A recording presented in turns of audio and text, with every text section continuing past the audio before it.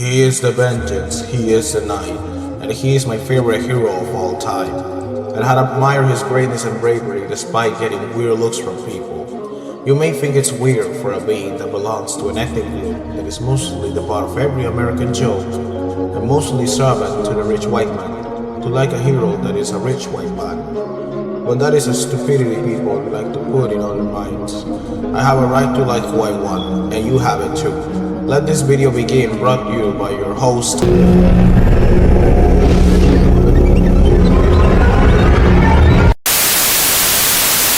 Hello everyone, welcome to the first video essay of Yena Tunes. Today I want to talk about one of my favorite heroes of all time.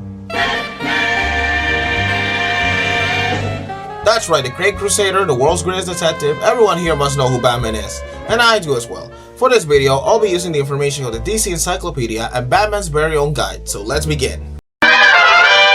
Batman first debuted in May of 1939 in Detective Comics issue 27. Created by writer Bill Finger and artist Bob Kane, Bruce Wayne was the son of Thomas and Martha Wayne, a family of billionaires and owner of Wayne Enterprises, one of the largest companies in the DC universe. They live at Gotham City, which is a city filled with various criminals, serial killers, and almost any type of criminal you can imagine. Imagine any third world country in South America with high crime rates, add the dark and cold ambience of a Tim Burton movie, and sparkle in some parts of superhero stories, and you get Gotham City.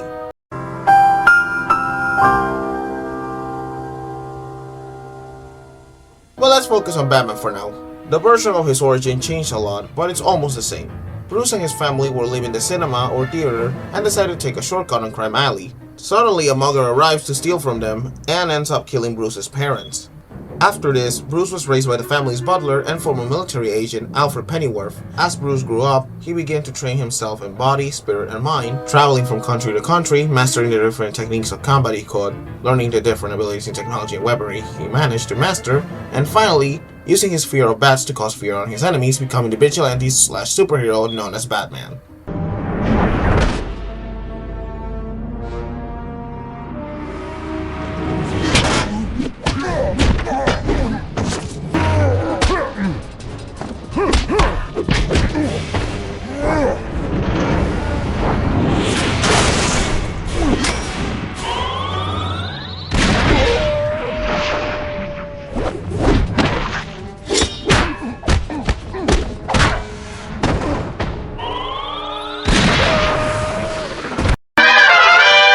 Now that you know the origin of Batman, let's talk about the Batcave, his very own hideout. This place works as Batman's station of operation, where he keeps his suits, weapons, and the various vehicles he had used over the years. But it's also where he keeps some of his most glorious trophies from past battles. Famous trophies like the robot Tyrannosaurus Rex from a theme park, or the giant penny used back in 1947 by Penny Plunder, a not so well known Batman villain. The Bat computer possesses better advancements than any computer you can imagine and has been used by him and other members of the Bat family. He also possesses transportation vehicles like the Batmobile, Batcycle, a Batboat, Batplane, and even a Bat train. Now let's talk about the weapons Batman uses. Mostly known as gadgets, they had helped Batman in his crusade against crime and are always located on his utility belt. From batarangs to attack enemies from long distances, grappling hooks to get to high places, smoke bombs for quick escapes, and even some of the weird ones like the shark repellent, bat shields, and even a credit card, believe it or not. 7 minutes. Never leave the cave without it. And now let's talk about the suit, which is the most important Batman element in my opinion. Always with a cowl with bat ears, the bat symbol, and a cape with boots, occasionally trunks, and the utility belt. We had seen it in various colors and different variations of the logo, but it always stays recognizable. There has been a long list of different bat suits, gadgets, and vehicles, but the message and importance of Batman remains intact. There's no escape, Joker. Silly bat! I don't want to escape. I'm having way too much fun. I even have you here to give a smile on my face. Not for long. Really? We'll see. Ta-ta! Oh, I forgot to say. Just in case you were planning on following me, I've arranged a little insurance. Gordon is on his way to Harley as we speak. Officer Bowles.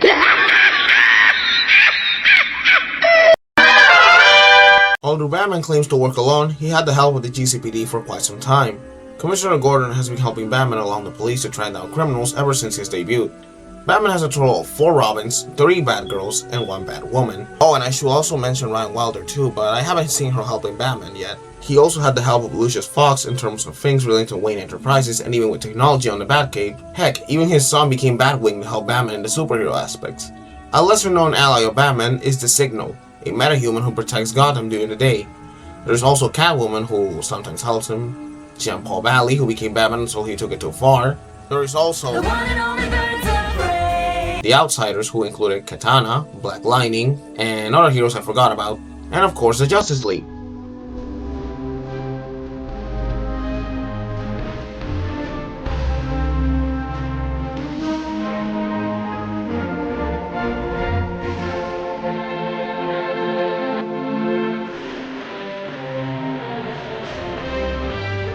I should also mention Batman even formed Batman Inc., which is an international team that is basically a United Nations of Batman of different countries. But going back to the Justice League, it is worth noting that despite working with the greatest heroes of DC Comics, he doesn't trust them very much.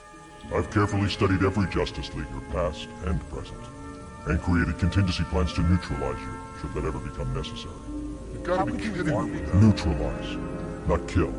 Whoever implemented my plans altered them. It's still a completely unacceptable breach of our trust. The members of the Justice League are among the most powerful and potentially dangerous people on the planet.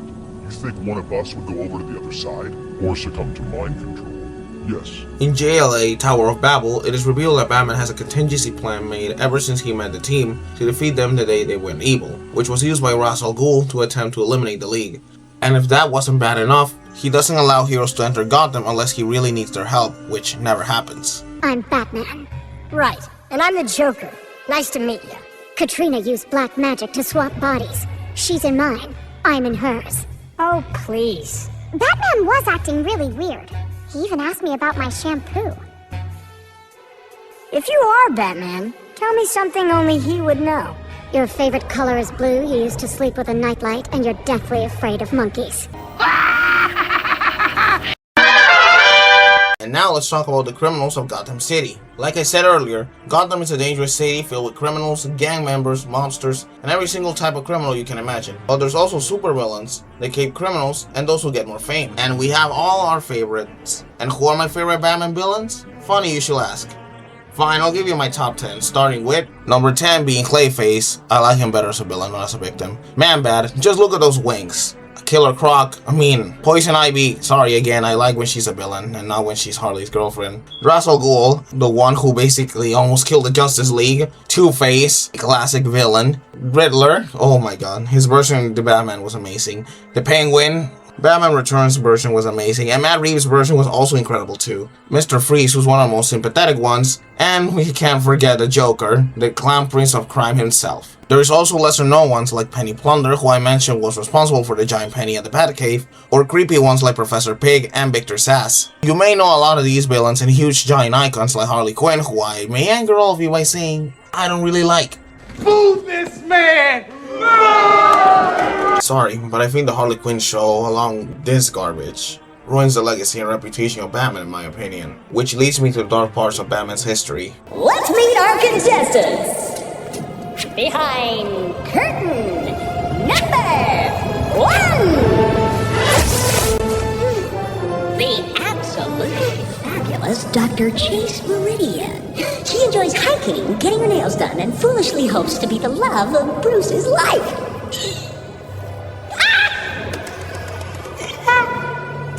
And behind curtain number 2,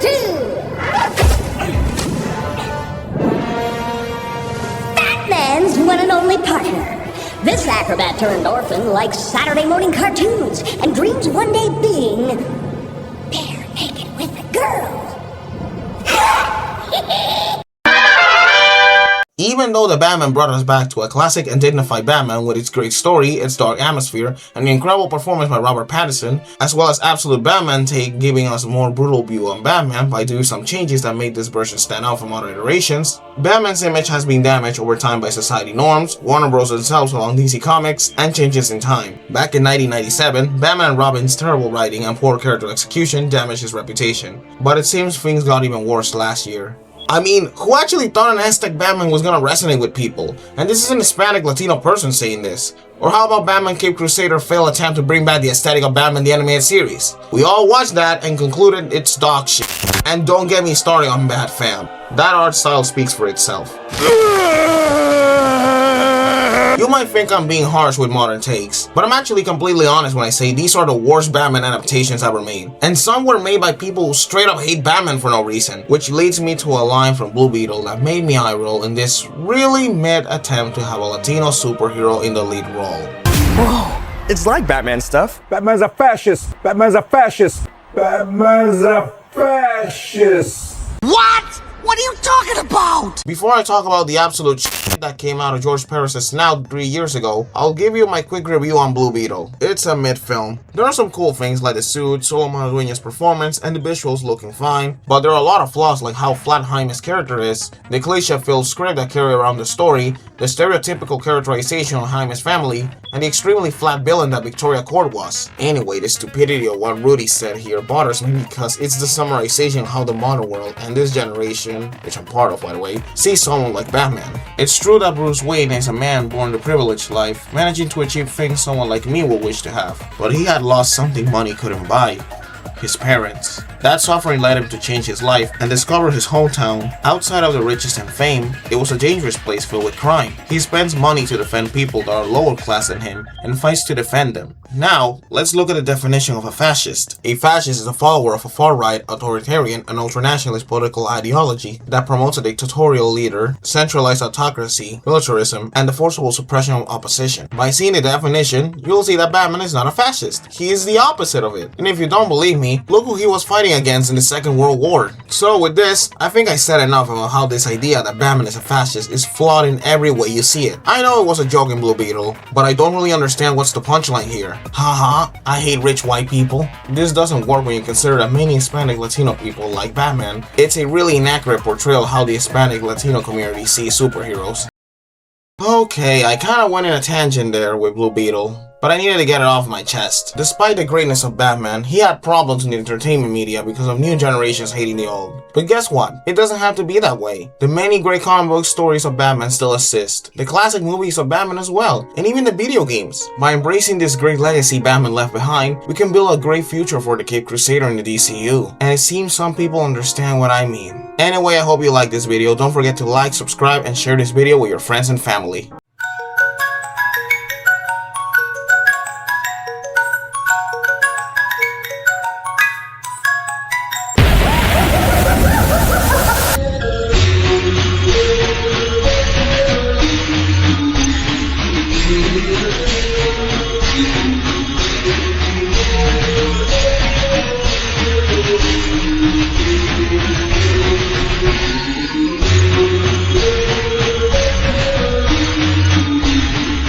We'll be right back.